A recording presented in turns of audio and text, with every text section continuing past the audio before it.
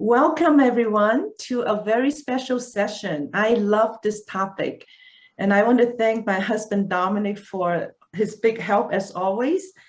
And it's a very practical topic and continue from the past few weeks series that we learned from Daniel and biblical characters on how to build up their leadership, especially now focusing on leading up with your managers. I'll try to spend 45 minutes sharing many good principles and examples, and then really understand the lead up definition. And at the end, you'll learn about the different types of bosses, and you can match yourself maybe or your boss as which type, and then practice some form of situational leadership based on what type of boss it is and how do you lead up. So it will be fun, it will be very practical. So let's get started. So what does lead up mean? Lead up is actually an aspect of leadership. And I'll share with you my definition of leadership. And this is exactly tailored to leadership for leading up. Usually we think leadership is leading down, leading our subordinates. In fact, we can actually lead up. So this is your ability to influence your managers to be their best for the greater good, not just their good or your good. It's for the greater good, the team, the business, the organization, the company, aligned to a shared vision. This is my definition of leading up. This came from the broader definition of leadership that I've used for years, based on my learning from work, from the Bible, from famous and very effective speakers on leadership like John Maxwell. So I've integrated my experience and what the Bible teaches us and what I learned from various executive education and leadership guru as the 17th word: ability to influence others. In the case of leading up, the managers, to be their best. So our premise and purpose of leading people isn't to control, command, or boss people around. The purpose is to influence, not to control, influence others. And you can influence your boss and help them to be their best. I'm sure we have good bosses, good, bad, and ugly, but we all have room to grow. So help them to be better boss for the greater good, right? Not just them, not just you. It's the greater good aligned to a shared vision that you all can resonate with. So with that definition, regardless of your job title, your position, wherever role you play, including those of us in the family, as a parent, as a child, as a sibling and a spouse, we can all lead in this 360-degree direction. You lead up, that's our topic today, the managers, to influence our managers, and to lead across, obviously, our peers, and you can lead down. It's what you know the best.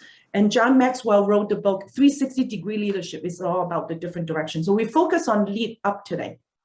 And when we talk about leadership, I have a lot of courses to help us grow well-rounded leadership. So recently, we just finished a 12-week series on how to be an effective leader at work. And I developed this 8 quotient. It's a well-rounded, holistic relationship. And today, we're only going to focus on 3 as examples, not even deep dives. It's a 12-week course that we learn about our relationship with God's SQ, which is the foundation. But we'll focus on HQ, humility quotient, not headquarters. So HQ, humility quotient, acknowledging who we are and better manage ourselves. Then we can manage, influence, and lead others. Then that's where we go to EQ, emotional quotient, and leadership quotient, LQ. So in the context of communication and relationship building, especially when we lead up, it's very important to know the EQ, HQ, and LQ. And we'll learn these principles and then we'll apply them in practical situations. So whenever I talk about communication, as much as we love to learn about different skills and technique, it's equally important to understand the basic principle and foundation. So I wear yellow every time I talk about the SHINE principle. And that's how we can be wise in understanding how to build relationship and influence our boss when we learn the shine principle. Servanthood, right? You come from their perspective. Put yourself in their position. How can I serve them best? How can I meet my boss where he or she is? So we're going to learn quite a bit on getting to know your boss, what type of boss it is, and how do I meet them where they are. Some concept of situational leadership. Serve them best. Humility, right? Not to think less of myself or put myself down, not the typical Asian hypocritical humility. It's about thinking less of yourself, less self-centered, less me, myself, and I. Humility, it's okay to accept people's compliment, acknowledge it as your boss say, hey, Vincent, you did a good job on this project. And Vincent would say, thank you, boss. Thank you for giving me the opportunity. And it's a good teamwork. That's a good spirit of HQ, humility quotient, instead of saying, oh, but I'll keep working on it. So that's what really hurt your assertiveness. So we need to learn to build your HQ in an appropriate way. And integrity, right? Doing the same right thing whether people are watching or not. So whether your boss is watching or not, you still do the same right thing. Nurture respect. Of course, we need to respect our boss. And then empathy, it's relating to our emotional quotient. Need to feel how your boss feel. They get a lot of pressure.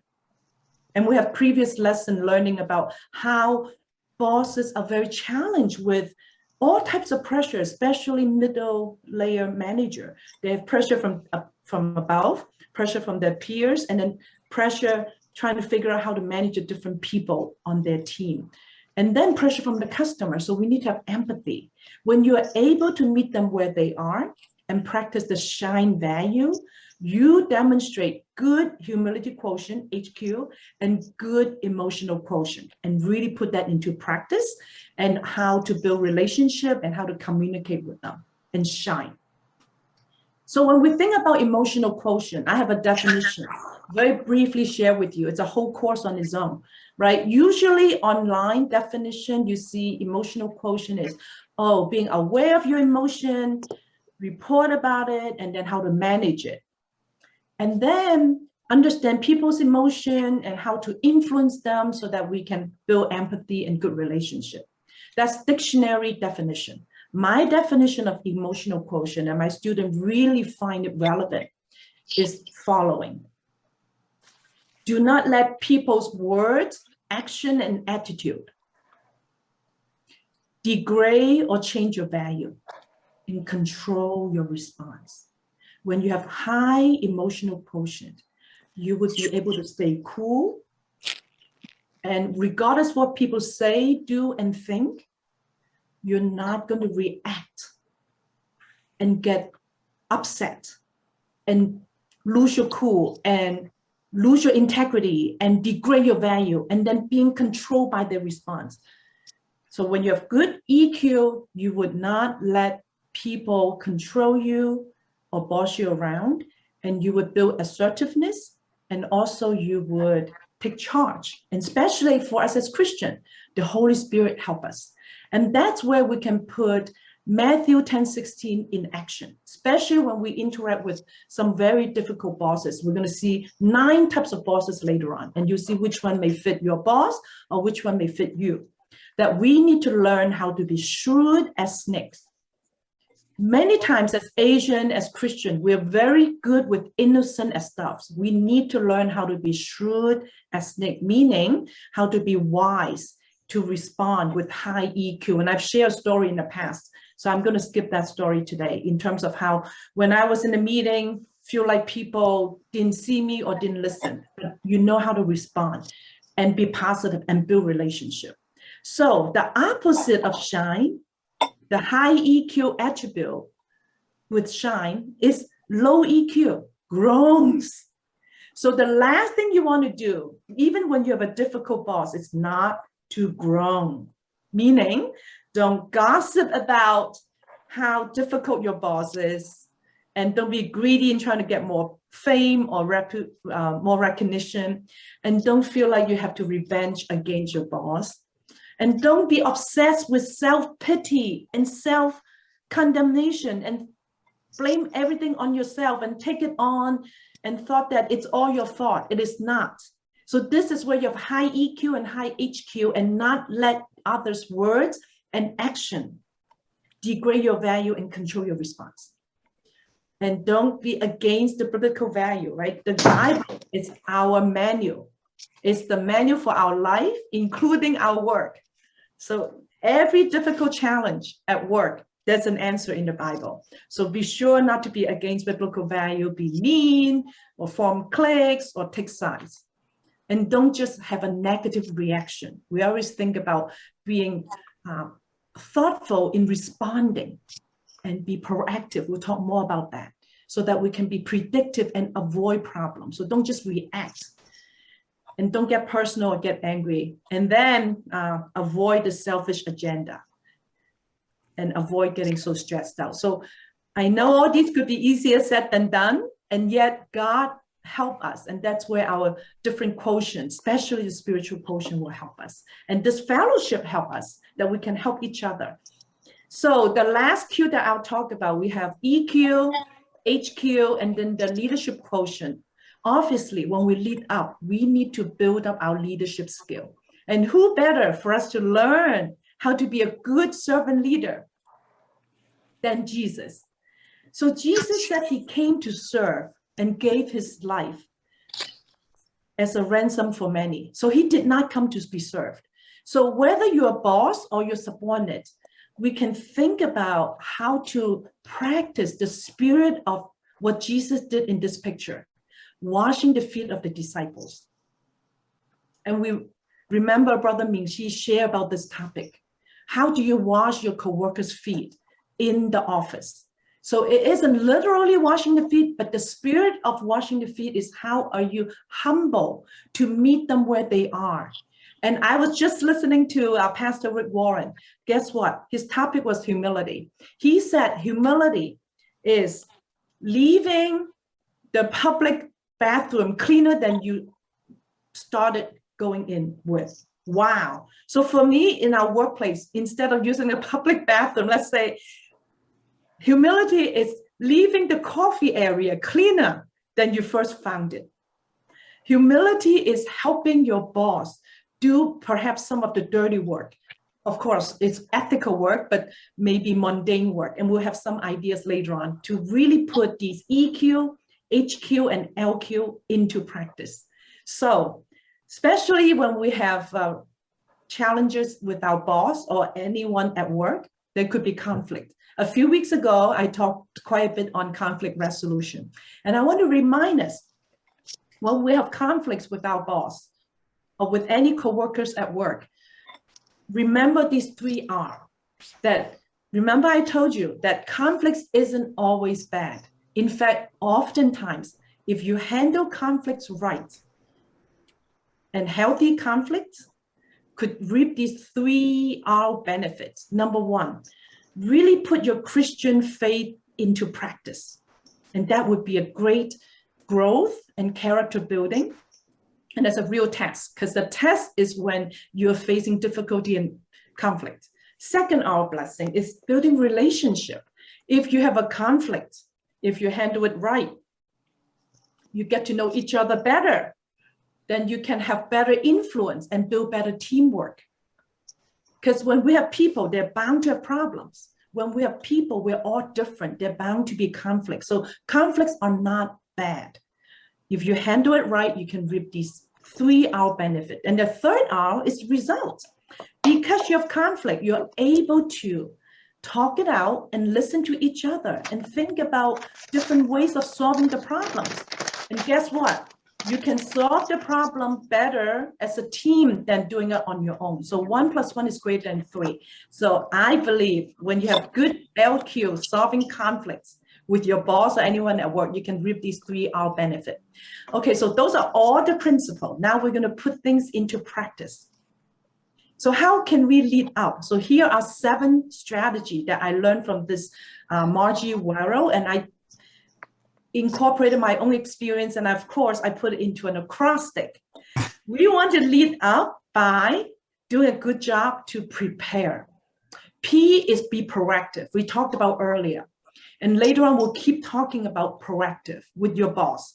Think ahead of what your boss may be even thinking about. And be proactive to see, to understand his or her style, her strength, weakness, opportunity, and threat, and their communication approach. Meet them where they are. Be proactive. So we know these are the 2 of the 7 habits of highly effective people from Stephen Covey's book, right? So be proactive and seek to understand before getting understood. Research and get to know what are their whys, what are the goals, values, what would drive them, what would motivate them, and what do they drive toward. Do your homework. E, encourage your boss through your words, your action, the way that you interact with them, including and especially when you see their weakness. Of course, our bosses are not perfect. And that's when we can be effective in leading up. And we're going to see 9 types of bosses. You're going to see all kinds of weaknesses. How are we going to meet them where they are? How can we encourage them and support them? P, preferences. Understand and know their preferences so that we can adapt toward that. So that's very much aligned to proactive, whether it's their work style, and we'll go through more examples and details so you know how to meet them where they are. A, assertive, to speak up, not to be afraid. So we talked about assertive a few weeks ago. Very important, right? Especially in the atmosphere of some sensitivity about Asian or discrimination, but don't just use discrimination as an excuse, right? Be confident and be assertive so that you can portray a positive personal brand. So speak up and then give them time to respond. Don't just rush through it. R, refuse to be intimidated by bully. So the first type of boss we're going to learn about is the bully boss. So we'll figure out how we're going to handle bully boss. How can we learn to stand tall and be proud instead of cower and just heads down working and not able to face them. So we're going to learn how to not to be intimidated. And finally, excel in taking the high road.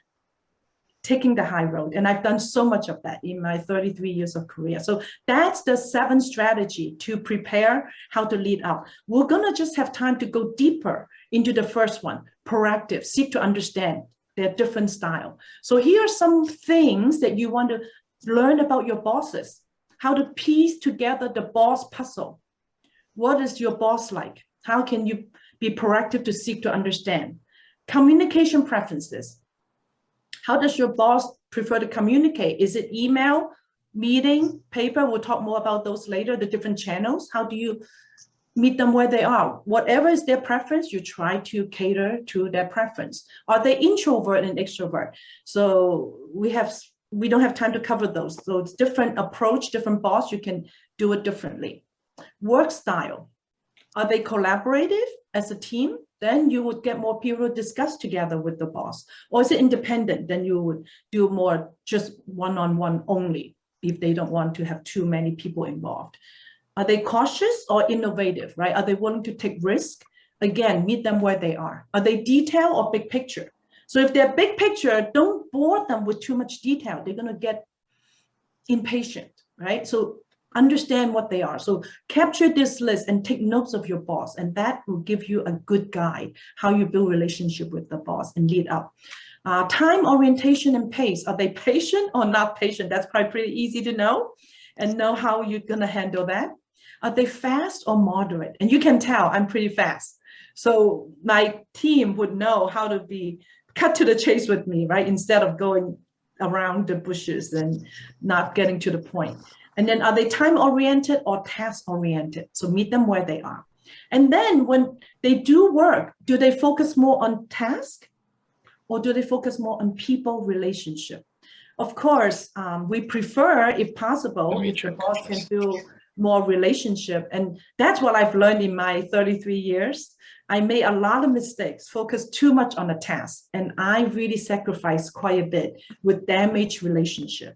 Later on, I learned to prioritize more on my relationship with coworkers.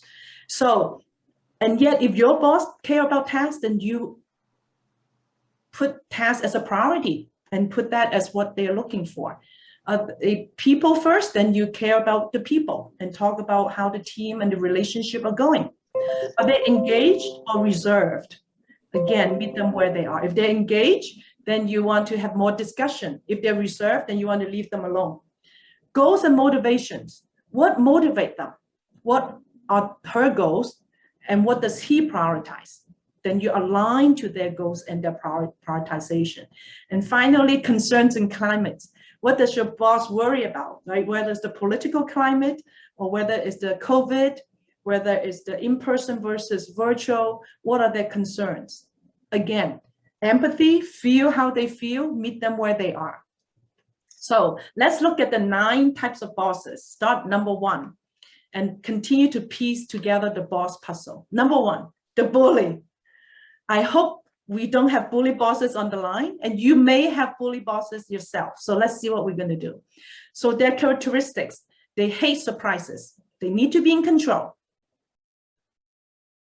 They could easily have unexpected outbursts of anger, and they may use fear to intimidate people, and they would berate others in order for them to look good. Consistently deliver good results because they are so these are very heavy negative D people. If you think about DISC, so dominant, really kind of me, myself, and I person, right? Strong self-confidence, but it's for their own good. So self-confidence and assertive are not the same. Self-confidence can help you to be more assertive, and yet self-confidence could have people being very aggressive instead of being assertive. You go back to our assertive talk and you remember our definition. And then they tend to handle crisis well because of a big D, dominant. And people tend to respect because he says what he thinks, and even to his boss. So that's the bully type. So what we're going to do about that? How do you lead up to a bully manager? Don't take it personally, because you know that's how he or she is. Accept that, understand that. Try to find humor to have more relaxing atmosphere so that you don't get too tense. Realize, hopefully this could be temporary. Maybe someday that they may change, or someday, at least you don't see them all the time, or just think about it's temporary, that you could find your own quiet space so that you can have some room. Or maybe someday you decided and God leads you through the 5 steps of seeking God's will, you know, maybe it's time to go. Avoid surprises. Remember, they don't like surprises. In fact, all bosses don't like surprises. And I'll tell you how to avoid that later on. Be a source of news and information that you add value to your bully boss, and they would appreciate you and really recognize your strength. And then build alliance for them. You know why? Because they may have difficulty building relationship with others. So this is where you encourage them and support them with their weakness. And this is where you would help your bully manager influence them to be their best, aligned for the greater good, aligned to a shared vision. So the do's and don'ts: you do the task that he hates, like we said earlier, be the servant, washing their feet in the spirit of washing the feet. What they're not good at, like people relationship. Deliver value and measurable, meaningful tasks that make him look good. And remember, some of you know, for my work purpose, when I'm called to work, that's the name of our ministry, right? Is to glorify God and to bless people. And who do I bless? I bless my boss. I want my boss to be a shining star within the biblical principle. So that is indeed the right way for us to help our boss to look good within the biblical principle, help them to be successful. That's also the definition of leadership. And then be self-controlled.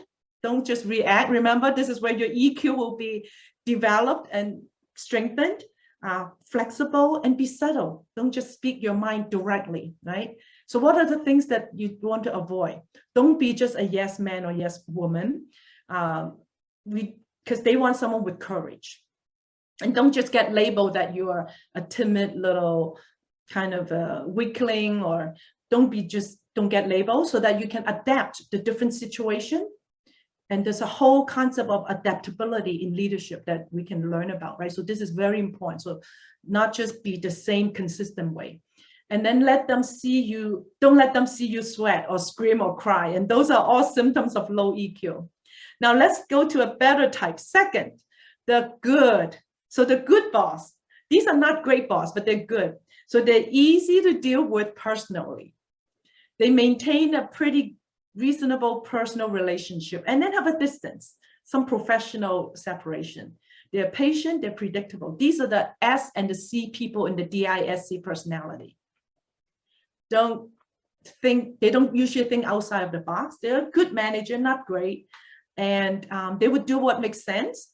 Sometimes we may think that they're a little boring and just fit everything in the status quo.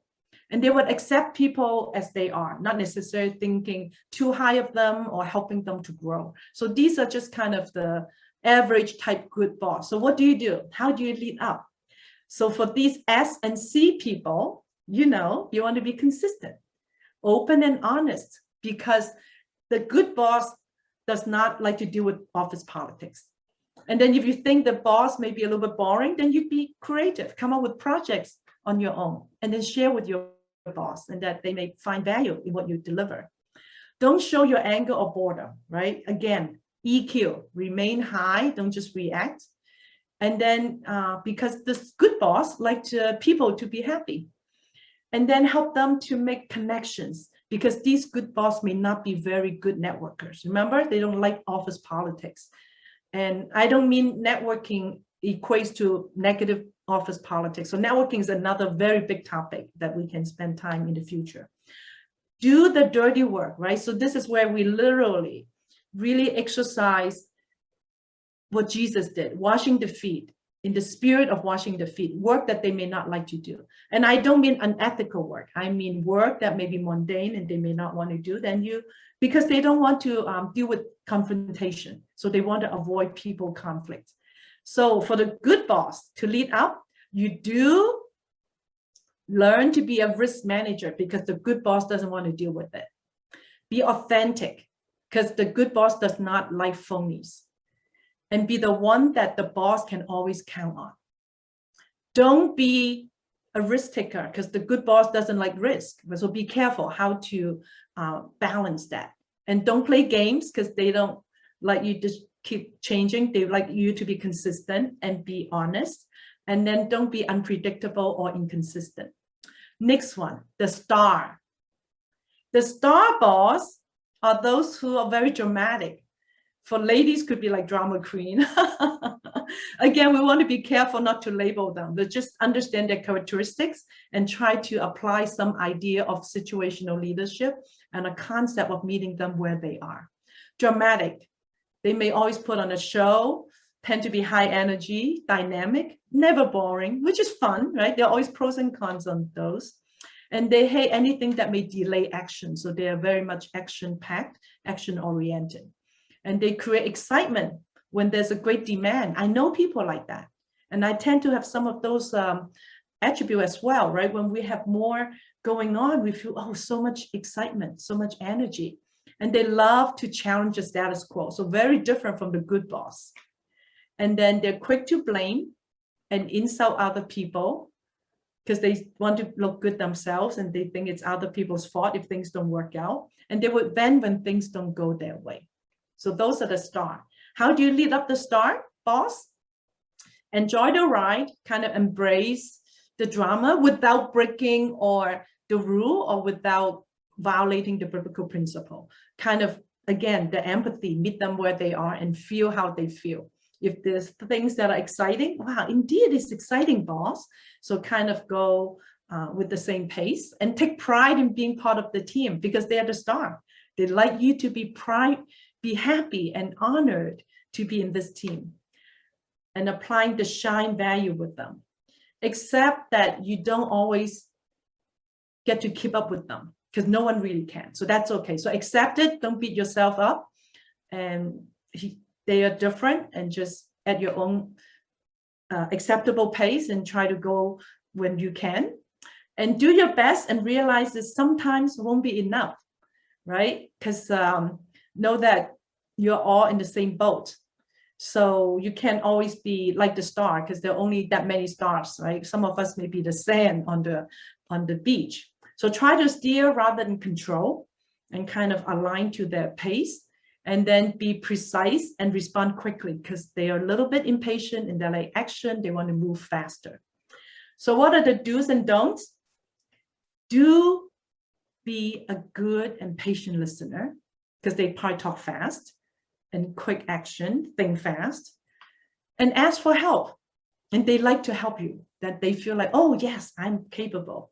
And also when something happened, you do some kind of a post-mortem or post-game analysis, and then avoid pointing out what went wrong. And of course, we need to be wise, right? This is where the shoot like a snake. You still need to explain and discuss the facts. It's just that with wisdom, how to handle that. And then don't talk back. Don't be disloyal because they're very sensitive to that. They want really commitment and loyalty. And don't be a naysayer. Moving on to the next one, the parent. So many of us are parents. We probably can relate to this pretty easily. And you probably could very well be a parent boss, and you may have a parent boss. The parent boss tend to flourish where calm exists. They like it all kind of in control. And typically they are promoted within, so they know people, they know their network, they know the system. And that's why they tend to be the parent. And they usually are in areas like finance and HR. They provide a lot of good guidance, which is what parents always do, right? And they're available to answer questions. So this is actually relatively better boss compared to the others. And they like to tell people what to do and maybe telling too much, right? We parents are guilty of that, remember. And then they seem to resist your ideas or suggestions because parents think that, oh, I'm always right, which is wrong, right? So we should learn to listen. Elaine, is that the same as a micromanaging boss, parent? We will, Thomas, we will have micromanager boss coming up. Parent may not always be micromanaging. Thank you for asking. So how do we lead up the parents? We need to set clear boundary. In fact, all these bosses, we need to learn how to set proper boundary. The boundary may be different for different types. So with the parents, just like how we may have adult children, they want to have clear boundary with us as well. We need to learn to respect that. And then communicate these limits and boundary with respect and with clarity and with confidence, being assertive, to demonstrate how this boundary helps them, helps the team, and helps everyone. Take advantage of their coaching because they're parent, they like to coach and train. Feel free to get as much advice, help, coach that you can grow, and they feel happy and you're happy, right? So it's win-win-win. And then of course, if it crossed the line, leaning towards some micromanaging, like Thomas mentioned. So there's another type we'll come to later on. So communicate what you want help with so that you're clearly stating, these are things you need help. In other words, other things you can handle, you don't need help. So clearly differentiate. And then gather as much knowledge as you can from this parent boss, since they are very experienced, and then gain as many skills as possible. Then the geek boss. So the geek boss tend to be, and honestly, among us Asian, we probably have quite a few of us who are geek boss, right? We are very good with technical skill, technology. Our IQ is very high. We tend to be better, IC, individual contributor, than being a manager. Being a manager, actually, it's 80% EQ, 20% IQ. You need good relationship, high emotional quotient. On the other hand, IC, individual contributor, could very well be 80% IQ and then 20% EQ. And of course, it's always good to have high EQ, just given the 100% pie. That's what's typical. So the geek boss knows their stuff really well, better than anyone else. And they may lack people skill, low EQ. Again, they may be promoted from within. If you are hired from outside, usually they won't just hire good IQ people for a manager. And they prefer the expertise over managing people. And they're very logical, analytical, could tend toward perfectionists. They're excellent at leading like-minded geeks, so they have the same geek talk and same language, same way of thinking. And then they struggle with cross-functional team, and that's where you can help them. Again, we want to support where they are weak and lead up to influence them to be their best for the greater good, aligned to a shared vision. So how do we lead up the geek? Find effective mode of communication. They tend to avoid meetings or talks. They may like email better. Just text and tell me and give them a report. Ask questions and get feedback by email instead of talking. Maybe better outside the office and be more relaxed, get a coffee, get lunch, and then view yourself as an apprentice because they like to be the teacher. Remember, they're the expert. So you meet them where they are, you learn from them, and yet you want to supplement and complement what they need help, such as building relationship. And then you want to pay attention and know things that are not taught in school, because you can learn a lot of things from this geek boss. Ask questions and then help them with a lot of relationship building because they really need help. And now it comes to micromanaging, getting closer toward the end. Your boss is micromanaging, and I'm guilty of that in one period of my career, that I tend to be a micromanager. Again, like the bully boss, don't take it personally because that's how they are. They did not micromanage just you. Look at this cartoon, Dominic found, so cute. Someone asking, what's in the glass? And the guy say, oh, that's my micromanager. How sad, right? The boss is so micromanager, just kind of funny that they're small and then fit into the little glass. So don't take it personally because that's how they are. So really build up your EQ. Don't let their words and action control you, and acknowledge that, and then work on how to respond to them, how to lead up.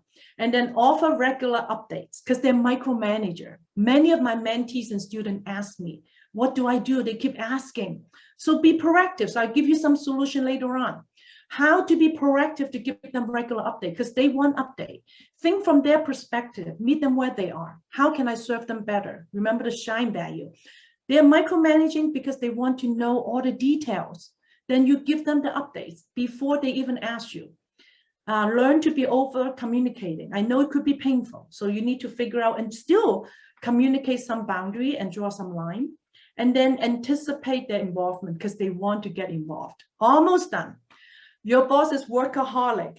I am certainly guilty of that. So when your boss is a workaholic, be clear about boundaries and their requests because they may ask you for 10 things and you're already doing 5 things. And I'll give you some communication skill how to interact with that kind of boss. Provide specific detail regarding timeline. When you report to them, this is what you asked me to do. This is our timeline, so that we're clear on the expectation so that they don't change the timeline on you. Acknowledge their needs. You understand where they're coming from because they have pressure from the customer, from their boss, so they feel much better. Align the priority and expectation, and then go the extra mile when you can.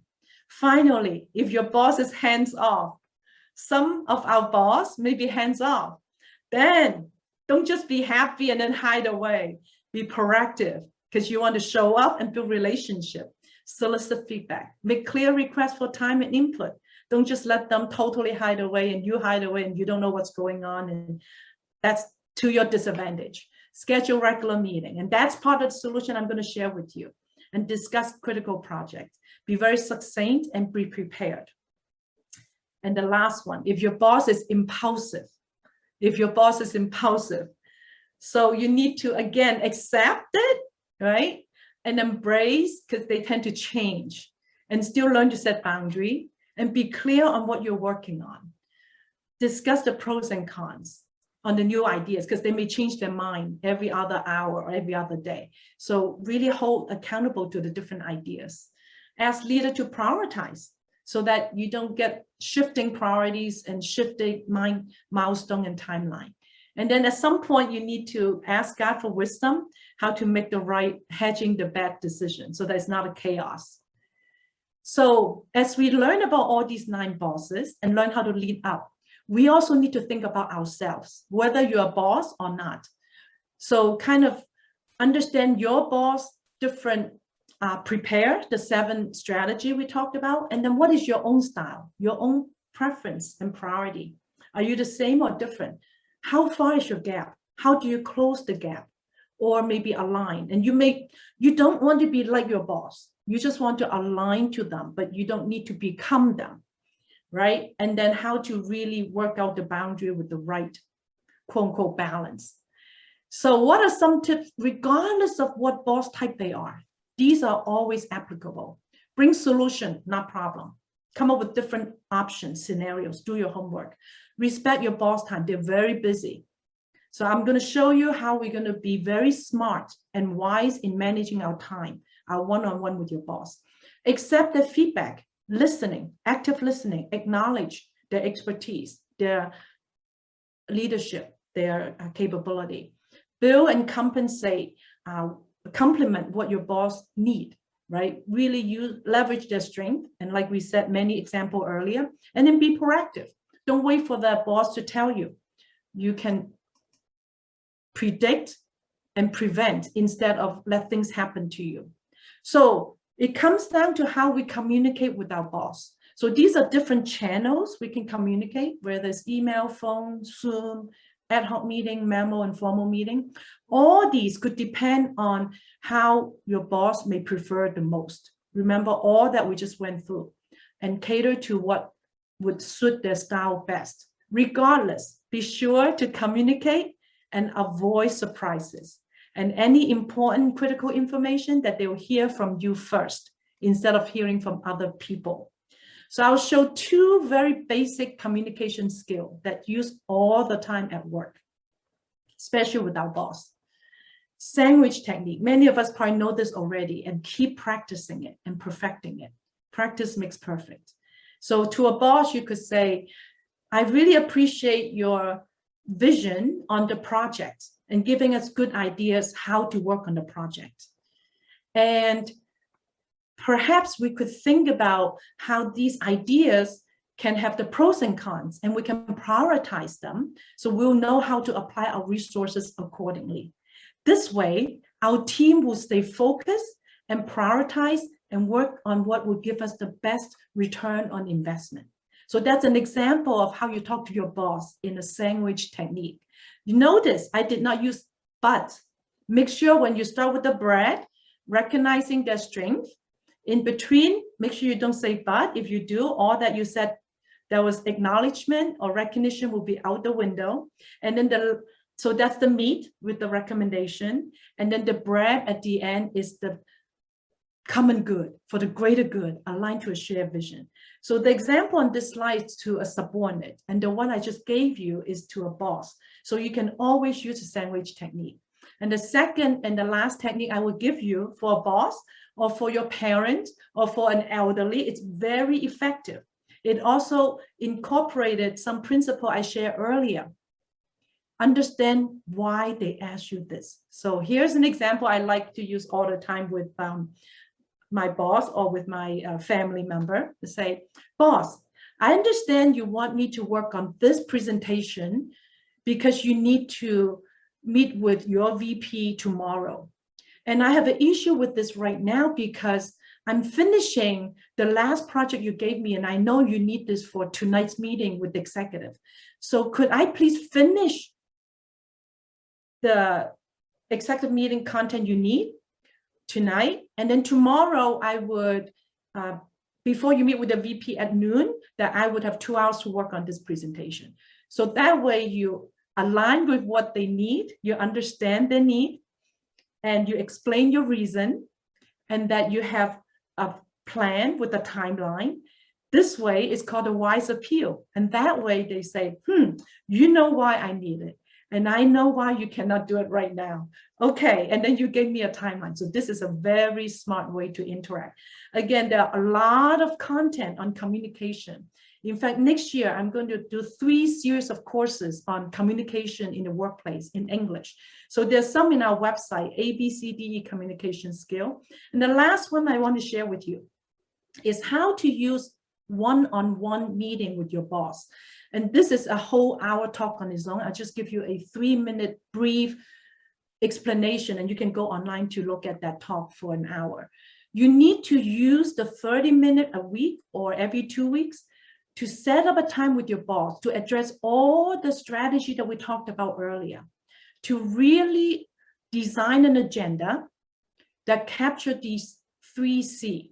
The first two are completed milestones since your last meeting. Be very crisp, clear and concise. And we have the source story approach and to show impact.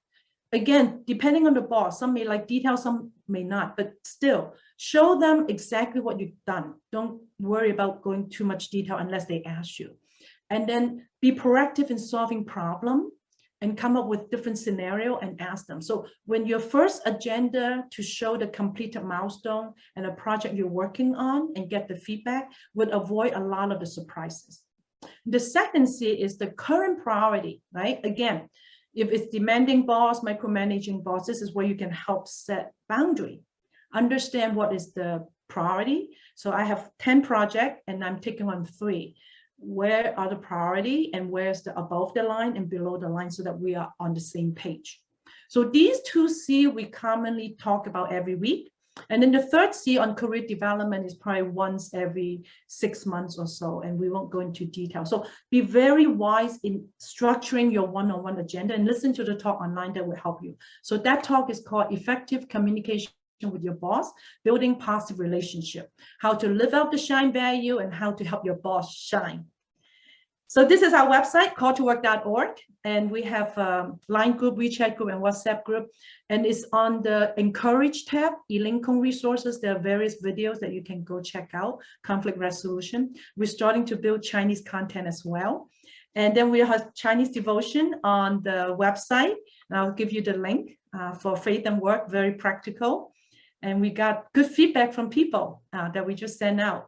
And then for the communication, I'm doing a series in September through broadcast. So this ministry in Singapore has 15 short talks that they'll start pushing out in September, just like what they did for this balancing work and life.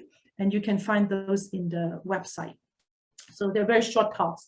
And last thing, we have an exciting conference coming up, Work as Global Local Mission. And last year we had the first conference, and this is our second year. We also did a Chinese one earlier. So September 19th, invite you to join us. It's free, but you need to register.